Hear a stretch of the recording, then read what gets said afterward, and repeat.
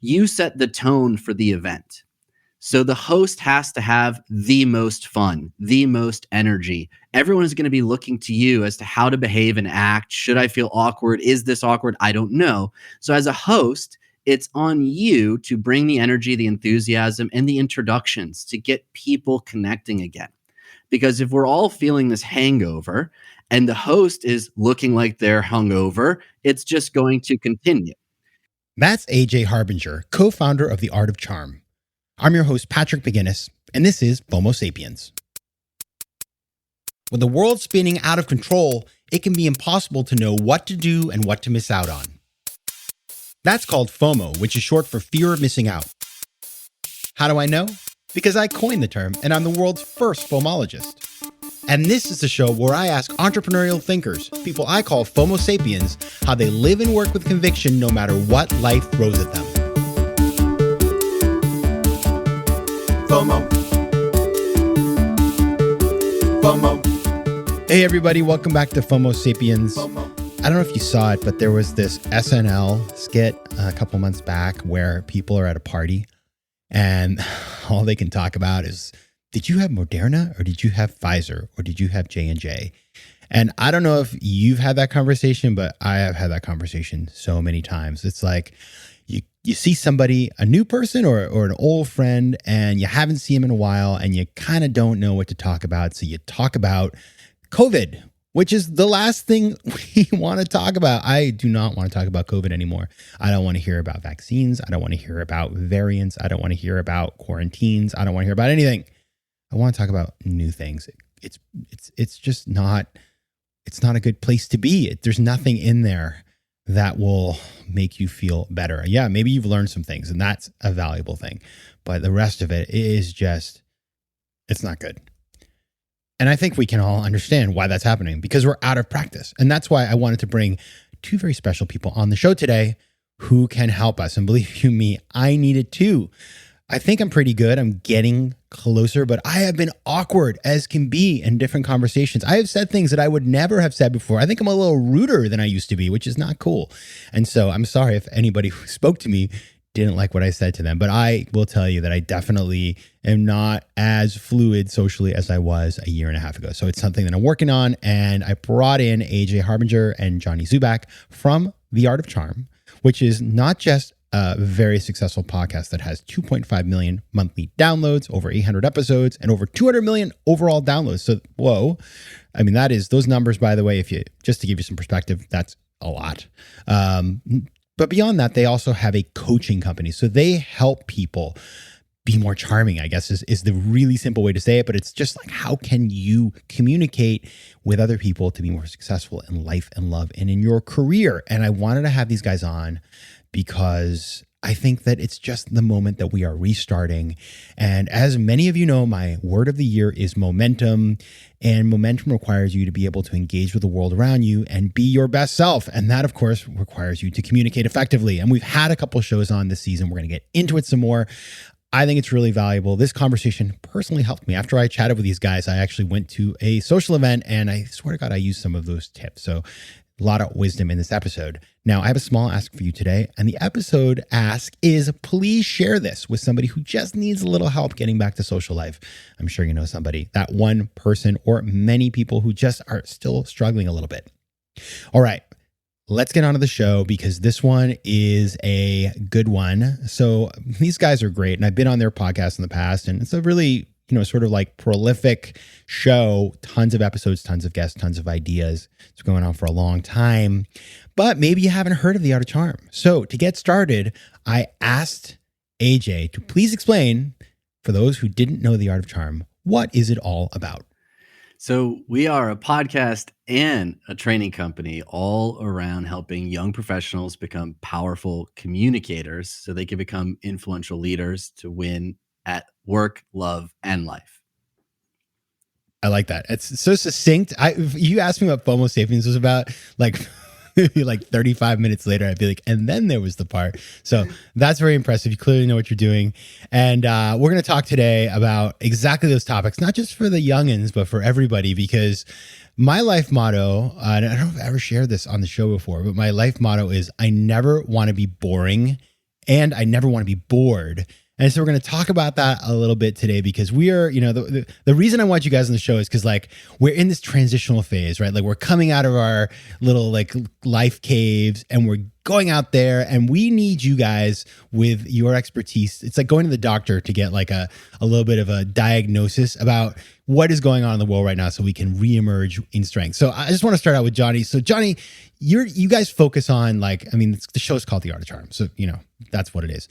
What is going on in the world of human interaction right now? Like, what are you seeing? What are you hearing? What's the awkward stuff? Like, just like break it down. What does summer 2021 look like? I was really excited when things started opening back up. I live in Vegas, so things were opening up here rather quickly for us. And for myself, I know how I experienced the pandemic and how I wanted to move after this was over and as we're coming out of this. But that's my experience. And what I had seen, and it was very apparent, is because of the division in society right now and the politics that are going on, everyone's and the internet, everyone's living in their own little worlds, and everyone has experienced the pandemic differently. And because of that, they're looking at coming out of this. Everyone's differently. Some people are like, oh, back to normal, right back at it. Some people are very nervous. In Vegas, it's 100 and some degrees. If I went on the strip today, I would still see certain people wearing masks. I can't assume to know what their reasons are, but they are, meaning they're a lot more scared about what is going on out there than I am and how I experienced it. And we need to give everybody room to walk through this the best way that they see fit. We can't call people morons or jerks or conspiracy theorists, because they're trying to work through this as best they can. And it's been difficult. Yeah. It's, as you're talking, I was talking to a friend of mine last week, and we were talking about the fact that there's a lot of people who like look on the surface to be doing pretty good, right? It's like, yeah. Okay, it's like you see your old friend and they're like, they like still have their two arms in their head and they're like, smiling, but you don't, like, everybody, some people maybe respond in more positively than others. Some people have been through a lot and maybe they didn't even know it. They're processing it. Like AJ, this is such an important question because we're on a level setting for the whole conversation. Like, what are your thoughts on this? Like, where do you see, kind of where humans are in terms of just like interaction? Like, yeah, we all went through the period we talked about, which, vaccine we got. And I mean, it's been paraded on SNL and other places, but beyond that, like what, like, just like, as you like walk through your life, like, does it feel normal? Does it feel weird? Like, what are you observing? Well, I was recently at a wedding, and one of my friends who was getting married is very extroverted and has a number of friends who are even more extroverted. Mm-hmm. And casually in conversation, they started to bring up that they were feeling some social anxiety and they were nervous coming to the wedding, which they knew people at. So I think understanding that everyone through this experience coming out the other side with a lack of in-person interaction with people and a real fearfulness of other people, especially strangers, wearing masks, not being able to see smiles, avoiding eye contact for an entire year, physical distance, all those things that create connection, we turned off for an entire year. And everyone, it doesn't matter where you are on the spectrum, is feeling some anxiety getting back to normal. Some are more excited to than others, but that anxiety is present for everyone. And I know in what we do, many people assume we only work with introverts, but extroverts struggle in communication, ambiverts struggle in communication, and everyone right now is feeling that social anxiety as we come back to normal. Yeah, and as you think about this, I mean, I think about my own version of that, which is, I mean, I'm very extroverted. I haven't had too much problems. I've had weird conversations where I'm sure I said stuff that people were like, why did he say that? But I haven't gotten on a plane really. Like the idea of getting on a plane, which is like something that used to be like a weekly event for me. I know that still feels very daunting. So I know that there's like some sort of like, I don't even know, scars left behind or something. But like, as you think about it, like, do you have any sort of view in terms of like how long is it going to take to like I hope I think we'll get there, but like, how long until it doesn't feel weird? Do you have a view on that? I think it's when we return to the office, because for many of us, that's where our social lives center, sadly, here in the States. And of course, I traveled to Europe and I love European summers, but many of us in the States, our social lives are tied to our work. We're spending most of our time in an office with coworkers. That's who we're socializing with. And of course, we maintain social circles outside of it. And hopefully that's not your only social life, but that's the bulk of it. That's where most of the socialization happens. And that's been removed. And Zoom is not an adequate replacement. There's no water cooler Zoom. We don't have those conversations. It's very punctual. You show up for the meeting, you go through the agenda, and then you're quickly hopping off Zoom, either to your next meeting or trying to squeeze in some work around it.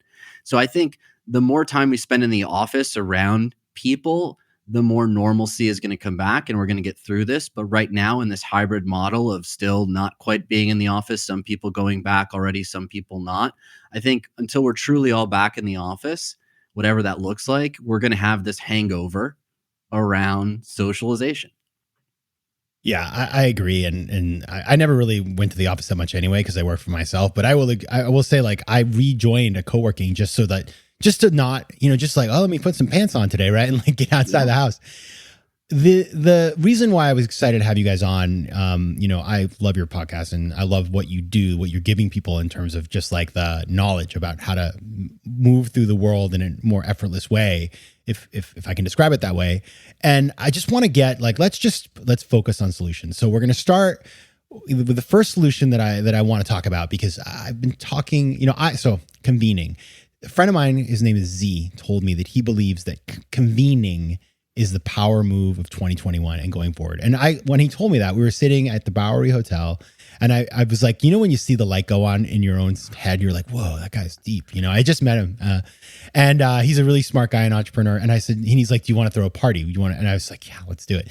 I have thrown like 8 parties in the last 2 months. And what I have seen is that because I'm like willing to take that effort, and maybe people who are a little shy, first of all, people come at 7:30 and they leave at 3 a.m. Like, no, they come right when it starts and they stay 3 hours late. Right. But Johnny, like, give us some tips for being the convener. Because I do think if that's something that appeals to you, like that is a gift that you can give back to society. So like, how would you think about being the convener right now?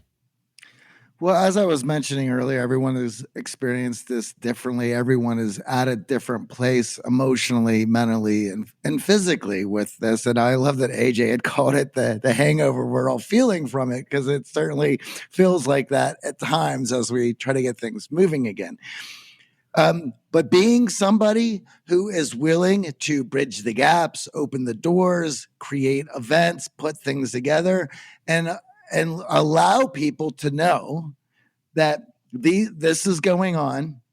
We are there for you to hear about your experience, to find some normalcy, to put things back in action. So whenever you're ready, this is it. Hit me up, make the call, stop on over, because people need to see it all around them. For those who are a little bit more emotionally banged up over it, for them to see those opportunities, know that they're there. And sometimes it's going to take a few of those engagements, but they saw the pictures. They saw their friends that were there. And that's going to compel them that regardless of how I might feel right now, I need to put on my pants, get dressed, put on a smile, and get out there and reconnect to the people who mean something to me, because I haven't been able to do that to the level that I used to be. And that has caused damage. Whether we're willing to admit it, we're conscious of it or not, it has.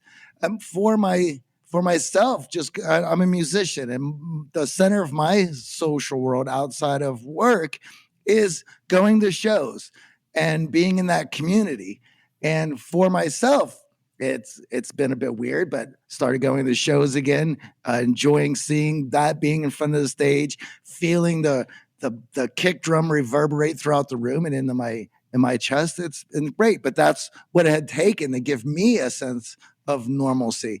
So those gatherings, those situations, letting those people know they're there, they'll see the pictures, and that's what's important.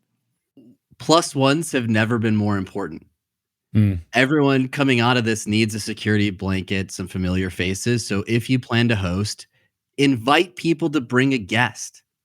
It extends an opportunity for them to feel a little safer coming to your event, and it gives you an added opportunity to meet someone that you probably didn't know because they weren't on the invite list. So that's number one. Number two, what we're seeing is indoor-outdoor space mandatory, as many people are not comfortable getting indoors just yet. So I was down in San Diego about a month and a half ago. They were indoors before LA was, and I brought some friends down with me from LA. Now, long story short, I was in a vaccine study, but I couldn't get a vaccine card and I needed a vaccine card. So I got another dose. So I feel really safe being indoors, but my friends from LA were not ready to go indoors in San Diego. And they were very cautious around, I need to find outdoor spaces. So be conscious of that as a host. The last thing I want to say is you set the tone for the event. So the host has to have the most fun, the most energy. Everyone is going to be looking to you as to how to behave and act. Should I feel awkward? Is this awkward? I don't know. So as a host, it's on you to bring the energy, the enthusiasm, and the introductions to get people connecting again. Because if we're all feeling this hangover and the host is looking like they're hungover, it's just going to continue.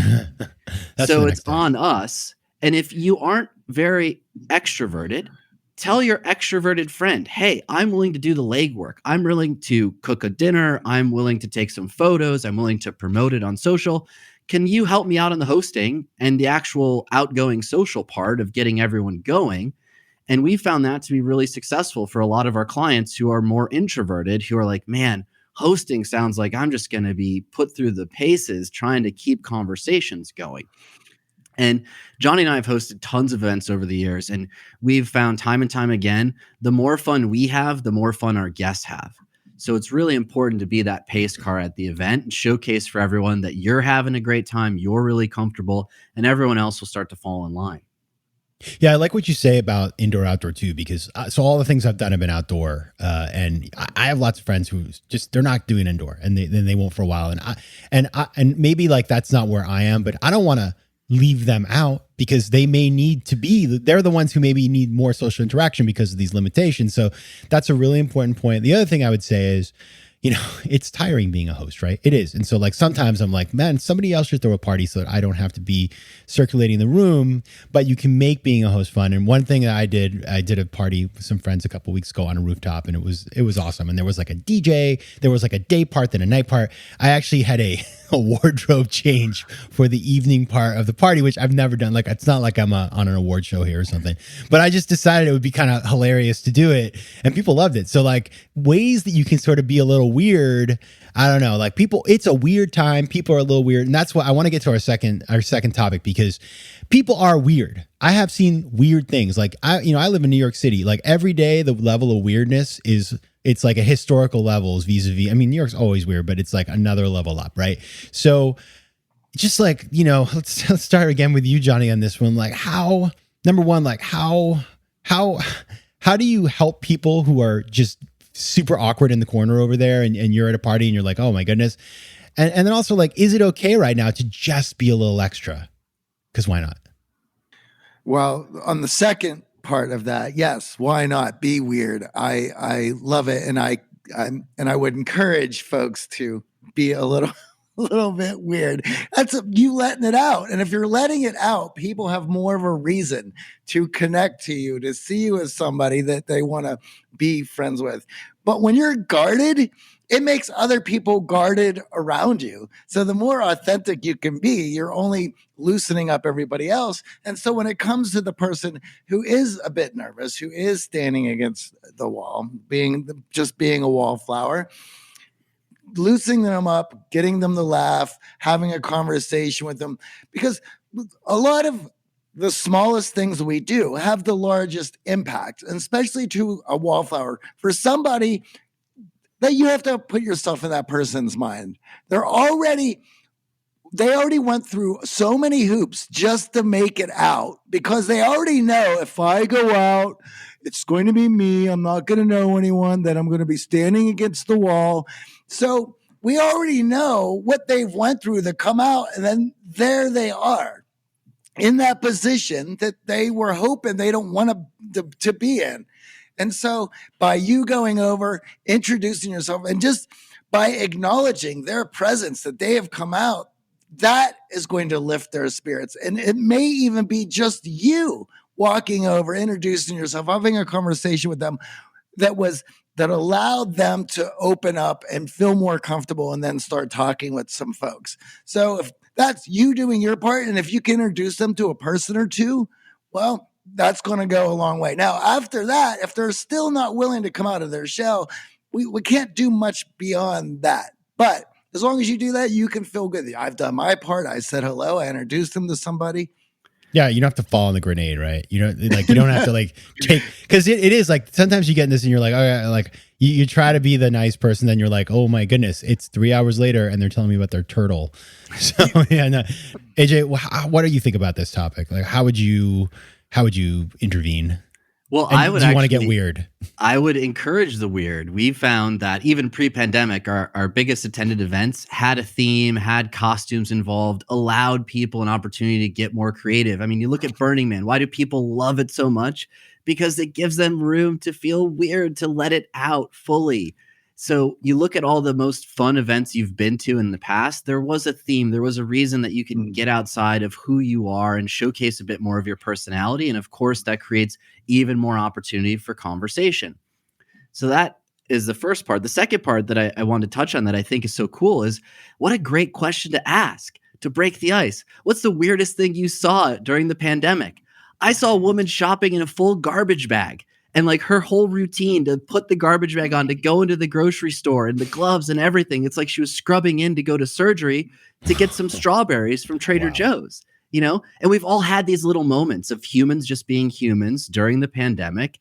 And now you got some fun, silly stories. And then after a little bit later in conversation, oh, how's the garbage bag strawberries going for you? You can make some callback humor to these little stories and moments that you shared. And I completely agree with Johnny on the other part around, what do we do for the people who are a bit standoffish, who are taking a little while to warm up? Well, give them a bit more of our time. Be a little bit more patient with them. Make some introductions, and just realize that much like a Vegas hangover, it's going to take a couple times for them to really get comfortable again with people.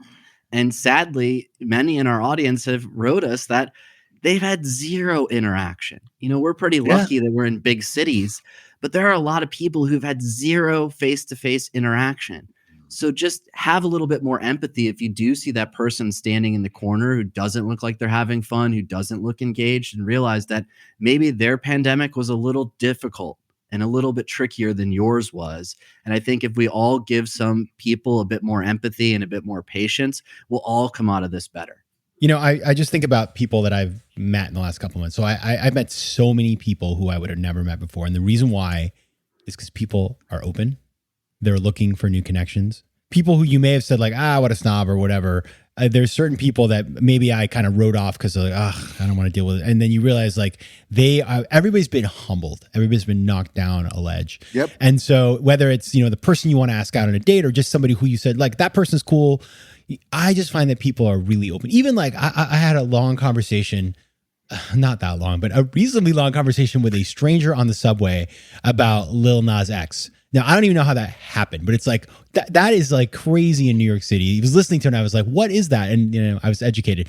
But the point is that like people's guards are down. They're willing to chat in a way they were not before. And it's a great opportunity for all of us. Now, I want to turn to this question, which is that comes from a conversation I had with a buddy of mine, Marco De Leon, who's been on the show before. He's the co-founder of Rip Van Waffles, the official snack food of FOMO Sapiens. And that's not even an ad. It just is because I love them. And he said to me, he turned to me at dinner last summer and he said, what in you has the pandemic caused you to kill? And I was like, dude, that's an intense question. In other words, like, what does that even mean, to kill? And he said, if there was a part of you inside that you had that you needed to kill in order to survive, what was it? And so I remember thinking through that. And for me, it was like, you know what I needed to kill? It was the need to always be traveling. Like I had this mindset of just, if I'm not, you know, I must always be going somewhere. And of course I was in stasis, like literally I didn't leave my apartment for months. Right. And so I killed that. And frankly, like it's pretty dead right now. We'll see if it comes back. It's hard to reanimate something like that. But I wanted to ask each of you, because, you know, this is something that you're introspective guys. Like, let's start with you, AJ. Like, what did you need to kill about your prior self in order to get to where you are today? Well, coming off the heels of an amazing trip to Todos Santos in Mexico, and a resort that, you know, at first glance probably would have checked Yelp reviews and been a perfectionist and a researcher, I find myself, much like you were saying, ready to say yes to more things and less looking to be perfect about it. So planning a trip for me previously would have been 5 tabs open, 6 different websites, reading the reviews, looking at all the photos that people are actually posting versus the ones on the website, and trying to get this perfect experience. And now I've been so yearning for travel coming out of this trip and seeing all these amazing people who were very open at this resort to actually talk and communicate and socialize. And I'm like thinking about all the time that I spent trying to plan the perfect trip when I could just go. Now I'm vaccinated. Just go and do it. Stop being the perfectionist about waiting for the perfect moment or the perfect opportunity in my life. You killed your FOMO. Your Yeah, FOMO, my FOMO RIP is dead. FOMO. That's you know what? That is, you know, I don't want to say that we're thankful for the pandemic, but FOMO is bad. So, you know, you found something good in the pandemic. Nice. All right, Johnny, what about you? You know, when the pandemic started, I had this bit that I talked about on the show where there's been times in all of our lives where we have said to ourselves, if the world could just stop for a week, I could get so much done and I could get on top of things. And we all know that that's just not going to happen. However, lo and behold, the whole world stopped closely for about a year. All of our lives were instantly disrupted and put on hold to some degree for quite some time. So you have the opportunity that you've always wanted. What are you going to do with it? Are you going to try to get ahead and get on top of things like you said you would if you had this opportunity? Or are you just going to hit my friends up to see what Netflix series I need to catch up on, grab some Cheetos and sleep this through until I make it to the other side? For myself, I can't do the Cheetos and the Netflix bit. That's just not going to work that way. So for myself, I was learning a bunch of new skills that I didn't have the opportunity to do before. And so there was a lot of learning on my part, opened to new ideas, did a lot of new things that I hadn't done before. And the part that I killed was the urge to be at rehearsal all the time and having a show booked. I always had shows booked. I always had rehearsals. And those rehearsals were always due to, we needed to get a record together. And I have found myself for the first time, basically since I'm 17, that I'm not in a band due to that. So for myself, it was like, well, I guess I'm going to write the record that I'm going to record when this is all over. So I've also channeled myself into that. And I probably have been more busy during that last year than I have been, even with all the things that I was involved in, only because I didn't want to drive myself nuts. I didn't want to worry myself into oblivion.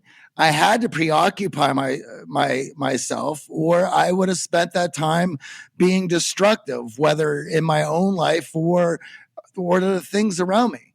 So I went through it the only way that I could, which was in self-discovery. I love that. And it's true. I had a list of things I thought the quarantine was going to be like 3 weeks. I remember. Yeah. You remember that? I was like, I'm going to read these 6 books. And then you're like, no, this is going to be. And so like, I was uber productive, frankly. And I didn't get the abs of steel that I had promised myself I'd get. But other than that, but I think about all the goals that we had, and it's like, you wake up and it's been a year and you're like, how many of those things did you do? And so that's a good thing to just monitor.